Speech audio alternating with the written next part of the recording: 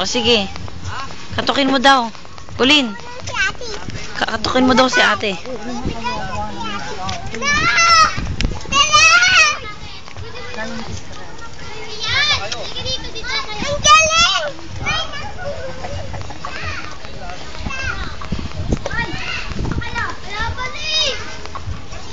O katukin mo na raw si ate, dali. Bibigyan mo si ate ng Pringles. Bigyan mo raw sa ate. Kahit isa lang daw. Isa lang daw. Bigyan mo raw ng Pringles. Ate, sabi mo. Andiyan puto niya, ha? Andiyan puto niya. Ha? Andiyan puto niya. O, andun yung buto niya. O, punta doon. Doon, katukin nyo daw, dali.